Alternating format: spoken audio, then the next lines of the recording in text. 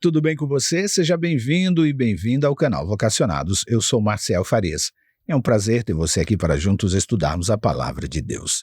E hoje nós vamos falar um pouquinho da presença de Jesus ali nas cidades de Tiro e Sidom, para uma grande missão. Isso porque nos recantos negligenciados das cidades há uma sede por esperança que ecoa entre aqueles que muitas vezes são esquecidos.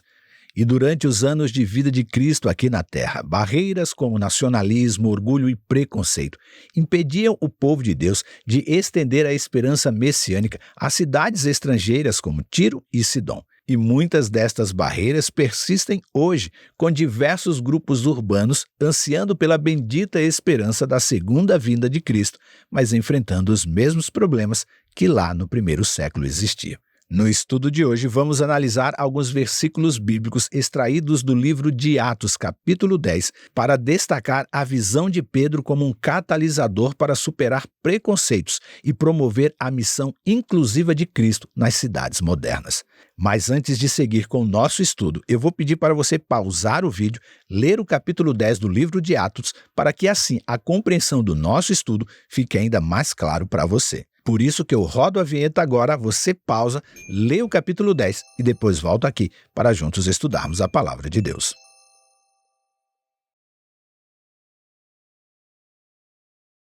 Você já leu o capítulo 10 do livro de Atos? Então seja bem-vindo e bem-vinda para juntos estudarmos a Palavra de Deus. Você está no canal Vocacionados. Aproveita aqui, já se inscreve no canal, deixa o curtir no vídeo de hoje, compartilha esse conteúdo em suas redes sociais e, é claro, ore pelo canal. É muito bom saber que você segue orando por mim aqui no canal Vocacionados. Aproveita também, fica até o final para juntos orarmos pelo pedido que você deixa aqui nos comentários ou quando você nos envia um WhatsApp. Agora eu quero ler alguns versículos com você. E eu quero começar no capítulo 10 do livro de Atos, o versículo 28, que diz assim: a quem se dirigiu dizendo, falando sobre Pedro, vocês bem sabem que um judeu está proibido de se juntar a um gentil ou de entrar na casa dele, mas Deus me mostrou que não devo considerar ninguém impuro ou imundo. E agora eu quero ler no mesmo capítulo os versículos 34 e 35. E diz assim: então Pedro começou a falar e disse: reconheço por verdade que Deus não trata as pessoas com parcialidade.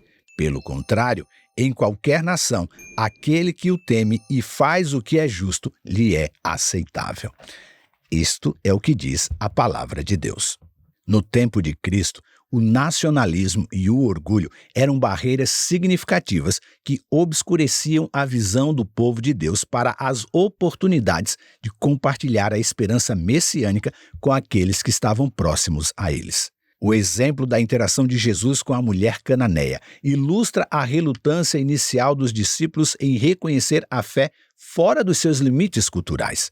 O nacionalismo, orgulho espiritual e preconceito obscurecem a compreensão dos discípulos sobre o escopo universal da missão de Cristo. Hoje, nas cidades, enfrentamos desafios semelhantes. Jesus, que não fazia acepção de pessoas, nos convoca a seguir o seu exemplo.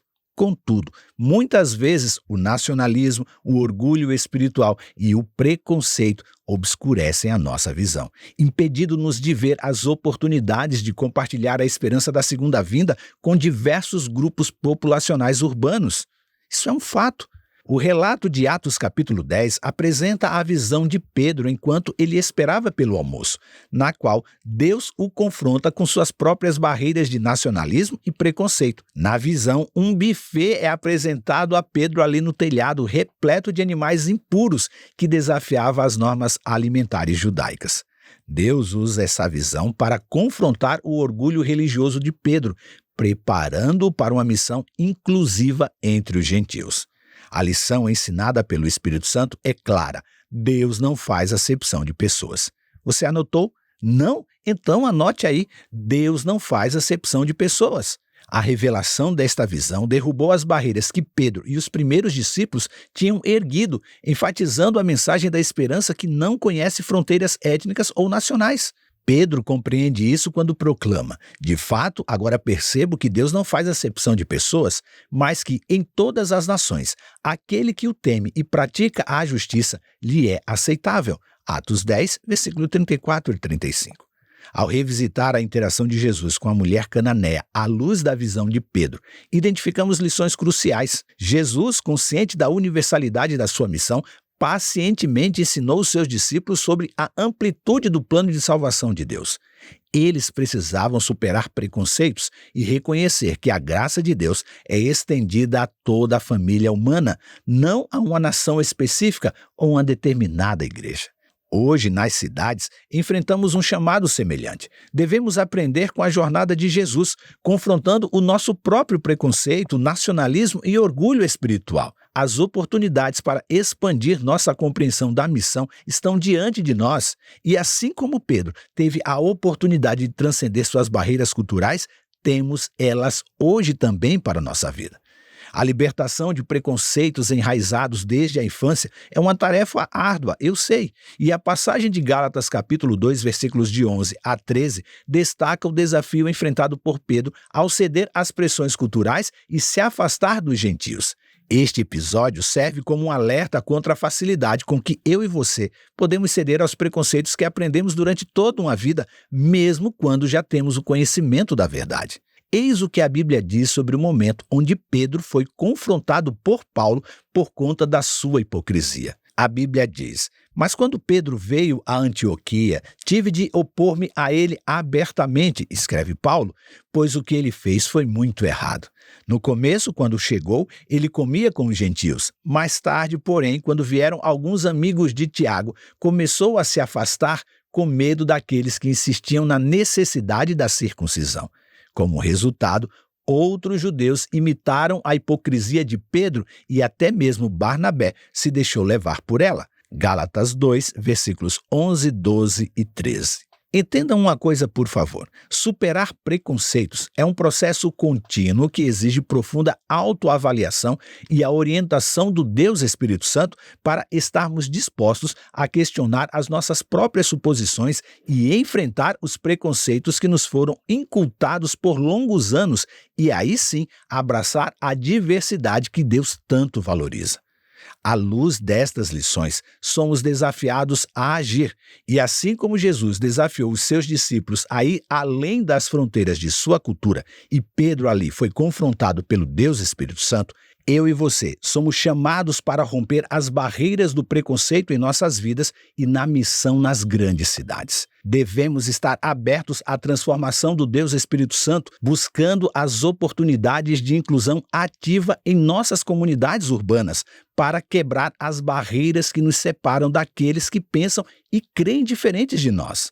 Deus espera que o corpo de Cristo, a Igreja do Senhor, eu e você assumamos um compromisso com a missão de Deus, a missão que é sua, é minha, para alcançar almas que estão perdidas nas cidades, agindo sempre com compaixão, superando barreiras e promovendo a igualdade, tornando-nos assim instrumentos eficazes na missão que Cristo nos confiou. Que a esperança da segunda vinda brilhe em todas as esferas da nossa vida e missão, inspirando outros a se unirem neste chamado à ação, e que eu e você sejamos verdadeiramente testemunhas do amor de Cristo em um mundo que anseia por unidade, compreensão e esperança.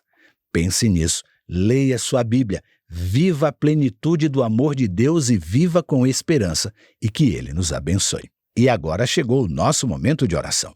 E no momento de oração de hoje, nós vamos orar pelo Ulisses. O Ulisses pede oração por sua saúde. Ele vai precisar fazer uma cirurgia cardíaca para colocar 3 stents. E ele pede oração para que tudo corra bem com esta cirurgia. Você pode orar comigo agora pela vida do Ulisses? Ore comigo. Pai amado, aqui estamos na Tua presença para Te agradecer pela vida, pela saúde, cuidado, perdão e salvação.